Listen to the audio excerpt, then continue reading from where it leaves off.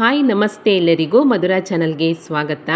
ನನಗೆ ಚಿಕನ್ ಬಿರಿಯಾನಿ ಮಾಡೋಕ್ಕೆ ಬರಲ್ಲ, ತುಂಬಾ ಕಷ್ಟ ಅಂತ ಹೇಳುವವರು ಕೆಲವೇ ನಿಮಿಷಗಳಲ್ಲಿ ತುಂಬಾ ಸುಲಭವಾಗಿ ಹಾಗೆ ತುಂಬಾ ರುಚಿಕರವಾಗಿ ಚಿಕನ್ ಬಿರಿಯಾನಿಯನ್ನು ಮಾಡ್ಕೊಳ್ಬಹುದು. ಈ ವಿಧಾನವನ್ನು ಪಾಲಿಸಿ ನೋಡಿ ಹೇಗೆ ಮಾಡೋದಂತ ನೋಡೋಣ ಬನ್ನಿ. ಮೊದಲಿಗೆ ನಾನಿಲ್ಲಿ ಅರ್ಧ kg ಆಗುವಷ್ಟು ಚಿಕನನ್ನು ಚೆನ್ನಾಗಿ ತೊಳೆದ್ಬಿಟ್ಟು ಇಟ್ಕೊಂಡಿದ್ದೇನೆ.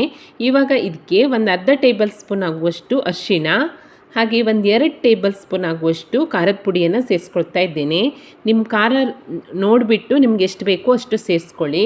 ನಂತರ ಅರ್ಧ ಟೇಬಲ್ ಸ್ಪೂನ್ ಆಗುವಷ್ಟು ಜೀರಿಗೆ ಪುಡಿ, 1 ಟೇಬಲ್ ಸ್ಪೂನ್ ಆಗುವಷ್ಟು ಉಪ್ಪು, 2 ಟೇಬಲ್ ಸ್ಪೂನ್ ಆಗುವಷ್ಟು ಶುಂಠಿ ಬೆಳ್ಳುಳ್ಳಿ ಪೇಸ್ಟ್, ಹಾಗೆ ಒಂದು 2 ಟೇಬಲ್ ಸ್ಪೂನ್ ಆಗುವಷ್ಟು ಮೊಸರು, ಒಂದು 3 ಹಸಿಮೆಣಸನ್ನು ಕಟ್ ಮಾಡ್ಕೊಂಡ್ಬಿಟ್ಟು ಸೇರಿಸ್ಕೊಂಡಿದ್ದೇನೆ. ಹಾಗೆ ಒಂದು ಮಧ್ಯಮ ಗಾತ್ರದ ಈರುಳ್ಳಿಯನ್ನು ಈ ರೀತಿಯಾಗಿ ಉದ್ದಕ್ಕೆ ಹೆಚ್ಚಿಕೊಂಡು ಸೇರಿಸ್ಕೊಳ್ತಾ ಇದ್ದೇನೆ.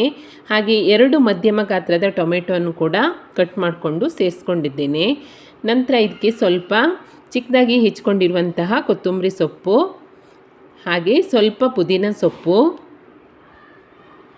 1 ಟೇಬಲ್ ಸ್ಪೂನ್ ಆಗುವಷ್ಟು ಗರಂ ಮಸಾಲ ಪುಡಿ, 1 ಟೇಬಲ್ ಸ್ಪೂನ್ ಆಗುವಷ್ಟು ಕಸೂರಿ ಮೇಥಿಯನ್ನು ಈ ರೀತಿಯಾಗಿ ಕೈಯಿಂದ ಪುಡಿ ಮಾಡ್ಕೊಂಡ್ಬಿಟ್ಟು ಸೇರಿಸ್ಕೊಂಡಿದ್ದೇನೆ. ನಂತರ 1 ಟೇಬಲ್ ಸ್ಪೂನ್ ಆಗುವಷ್ಟು ಅಡುಗೆ ಎಣ್ಣೆಯನ್ನು ಸೇರಿಸ್ಕೊಂಡು ಇವಾಗ ಇದೆಲ್ಲವನ್ನು ಚೆನ್ನಾಗಿ ಮಿಕ್ಸ್ ಮಾಡ್ಕೊಳ್ಬೇಕು. ಚಿಕನು, ಟೊಮೆಟೊ, ಈರುಳ್ಳಿ, ಮೊಸರು ಹಾಗೆ ಎಲ್ಲ ಮಸಾಲೆ ಪದಾರ್ಥಗಳು ಚೆನ್ನಾಗಿ ಒಮ್ಮೆ ಮಿಕ್ಸ್ ಆಗೋ ಹಾಗೆ ಈ ರೀತಿಯಾಗಿ ಮಿಕ್ಸ್ ಮಾಡಿಕೊಂಡು ನಂತರ ಇದಕ್ಕೊಂದು ಪ್ಲೇಟನ್ನು ಮುಚ್ಚಿ ಅರ್ಧ ಗಂಟೆ ಸೈಡಲ್ಲಿ ಇಡ್ತೀನಿ. ನಿಮಗೆ ಟೈಮ್ ಇದ್ದರೆ 1 ಗಂಟೆ ಕೂಡ ಇಟ್ಕೊಳ್ಬೋದು. ನಂತರ ನಾನು ಒಂದು 1/4 kg ಆಗುವಷ್ಟು ಬಾಸುಮತಿ ರೈಸನ್ನು ಒಂದು 2 ರಿಂದ 3 ಸಲ ಚೆನ್ನಾಗಿ ನೀರಲ್ಲಿ ತೊಳೆದ್ಬಿಟ್ಟು ಒಂದು ಅರ್ಧ ಗಂಟೆ ಕಾಲ ಇದನ್ನು ನೆನೆಸಿ ಇಟ್ಕೊಳ್ತೀನಿ. ನಂತರ ಸ್ಟವ್ ಮೇಲೆ ಒಂದು ದಪ್ಪ ತಳದ ಪಾತ್ರೆಯನ್ನು ಇಟ್ಕೊಂಡು ಇದಕ್ಕೆ ಒಂದು 3 ಟೇಬಲ್ ಸ್ಪೂನ್ ಆಗುವಷ್ಟು ಎಣ್ಣೆಯನ್ನು ಸೇರಿಸ್ಕೊಳ್ತಾ ಇದ್ದೇನೆ. ಎಣ್ಣೆ ಕಾದ ನಂತರ ನಾನು ಮಸಾಲೆ ಹಚ್ಚಿ ನೆನೆಸಿಟ್ಕೊಂಡಿರುವಂತಹ ಚಿಕನನ್ನು ಪೂರ್ತಿಯಾಗಿ ಸೇರಿಸ್ಕೊಂಡು ಇವಾಗ ಈ ಚಿಕನನ್ನು ಚೆನ್ನಾಗಿ ಫ್ರೈ ಮಾಡ್ಕೊಳ್ಬೇಕು. ಹೈ ಫ್ಲೇಮ್ನಲ್ಲಿಯೇ ಒಂದು 10 ನಿಮಿಷದ ಕಾಲ ಇದು ಟೈಮ್ ತೊಗೊಳುತ್ತೆ.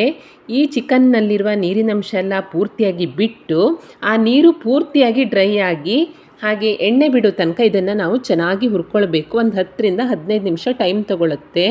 ನೋಡಿ, ಇವಾಗ ಚಿಕನ್ನಲ್ಲಿ ನೀರನ್ನೆಲ್ಲ ಬಿಟ್ಕೊಂಡಿದೆ. ಈ ನೀರೆಲ್ಲ ಪೂರ್ತಿಯಾಗಿ ಡ್ರೈ ಆಗಬೇಕು. ಅಷ್ಟರ ತನಕ ನಾವು ಹೈ ಫ್ಲೇಮ್ನಲ್ಲಿಯೇ ಇದನ್ನು ಈ ರೀತಿಯಾಗಿ ಫ್ರೈ ಮಾಡ್ಕೊಳ್ತಾನೆ ಇರಬೇಕು. ತುಂಬಾ ಸಿಂಪಲ್ಲಾಗಿ ಮಾಡ್ಕೊಳ್ಬಹುದು, ಹಾಗೆ ರುಚಿ ಕೂಡ ಸೂಪರಾಗಿರುತ್ತೆ. ನೋಡಿ, ಫ್ರೈ ಮಾಡ್ತಾ ಮಾಡ್ತಾ ನೀರೆಲ್ಲ ಡ್ರೈ ಆಗಿದೆ. ಇವಾಗ ಇದಕ್ಕೆ ಉರಿಯನ್ನು ಸಿಮ್ಮಲ್ಲಿಟ್ಬಿಟ್ಟು ಒಂದು ಲಿಡ್ಡನ್ನು ಮುಚ್ಚಿ ಒಂದು 7 ರಿಂದ 8 ನಿಮಿಷದ ಕಾಲ ಇದನ್ನು ಬೇಯಿಸ್ಕೊಳ್ತೀನಿ. ನೋಡಿ, ಪೂರ್ತಿಯಾಗಿ ಡ್ರೈ ಆಗಿದೆ, ಹಾಗೆ ಚಿಕನ್ ಕೂಡ ಚೆನ್ನಾಗಿ ಬೆಂದಿರುತ್ತೆ. ಇವಾಗ ಈ ಚಿಕನನ್ನೆಲ್ಲ ನಾನು ಒಂದು ಬೌಲ್ಗೆ ತೆಗೆದಿಟ್ಕೊಳ್ತೀನಿ. ನಂತರ ಅದೇ ಪಾತ್ರೆಗೆ 1 ಟೇಬಲ್ ಸ್ಪೂನ್ ಆಗುವಷ್ಟು ತುಪ್ಪವನ್ನು ಸೇರಿಸ್ಕೊಳ್ತಾ ಇದ್ದೇನೆ. ತುಪ್ಪ ಕಾದ ನಂತರ ಚಕ್ಕೆ, ಲವಂಗ, ಏಲಕ್ಕಿ, ಪಲಾವ್ ಎಲೆ ಹಾಗೆ ಚಿಕ್ಕ ಜಾಪತ್ರೆಯನ್ನು ಸೇರಿಸ್ಕೊಂಡು 1 ನಿಮಿಷದ ಕಾಲ ಹುರ್ಕೊಳ್ತೀನಿ.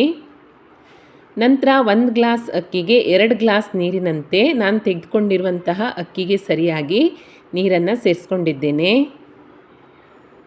ಚಿಕ್ಕದಾಗಿ ಹೆಚ್ಕೊಂಡಿರುವಂತಹ ಸ್ವಲ್ಪ ಕೊತ್ತಂಬರಿ ಸೊಪ್ಪು, ಸ್ವಲ್ಪ ಪುದೀನ ಸೊಪ್ಪು, ಹಾಗೆ 1 ಟೇಬಲ್ ಸ್ಪೂನ್ ಆಗುವಷ್ಟು ಉಪ್ಪನ್ನು ಸೇರಿಸ್ಕೊಂಡು ಒಮ್ಮೆ ಈ ರೀತಿಯಾಗಿ ಮಿಕ್ಸ್ ಮಾಡಿ ನೀರು ಕುದಿ ಬರೋ ತನಕ ಒಂದು ಲಿಡ್ಡನ್ನು ಮುಚ್ಚಿಬಿಟ್ಟು ಕುದಿಲಿಕ್ಕೆ ಬಿಡಬೇಕು.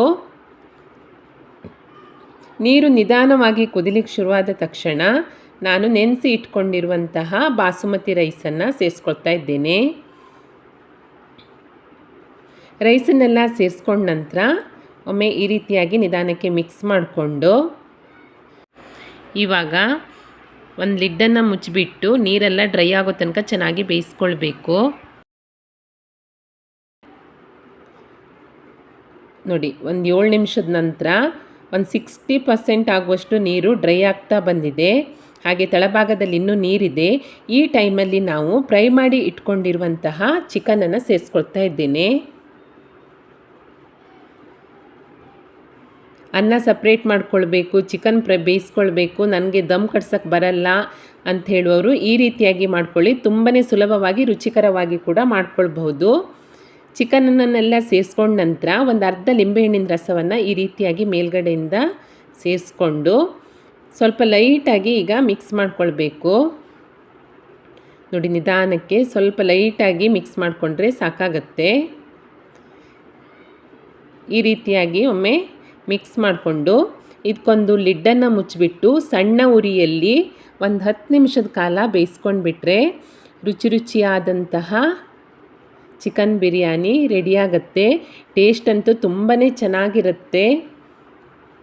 ಮನೆಯಲ್ಲೆಲ್ಲರೂ ಇಷ್ಟಪಟ್ಟು ತಿಂತಾರೆ. ನೋಡಿ ಎಷ್ಟು ಚೆನ್ನಾಗಿ ಬಂದಿದೆ ಅಂತ. ತುಂಬಾ ಸಿಂಪಲ್ಲಾಗಿ ಮಾಡ್ಕೊಳ್ಬಹುದು. ಬಿರಿಯಾನಿ ಮಾಡೋಕ್ಕೆ ಬರಲ್ಲಪ್ಪ ಕಷ್ಟ ಅನ್ನೋರು ಕೆಲವೇ ನಿಮಿಷಗಳಲ್ಲಿ ರುಚಿಕರವಾದಂತಹ ಈ ರೀತಿಯಾಗಿ ಬಿರಿಯಾನಿ ಮಾಡ್ಕೊಳ್ಬಹುದು. ತುಂಬಾ ಸಿಂಪಲ್ ಆದಂತಹ ರೆಸಿಪಿ. ಖಂಡಿತ ಟ್ರೈ ಮಾಡಿ ನೋಡಿ. ರೆಸಿಪಿ ನಿಮಗೆ ಇಷ್ಟ ಆದಲ್ಲಿ ಲೈಕ್ ಮಾಡಿ, ಶೇರ್ ಮಾಡಿ, ಹಾಗೆ ಕಮೆಂಟ್ ಮಾಡಿ. ಹೊಸದಾಗಿ ನಮ್ಮ ಚಾನಲ್ ನೋಡ್ತಾ ಇದ್ದರೆ ಸಬ್ಸ್ಕ್ರೈಬ್ ಮಾಡ್ಕೊಳ್ಳಿ. ಸಿಗೋಣ ಮುಂದಿನ ರೆಸಿಪಿಯಲ್ಲಿ. Thank you for watching.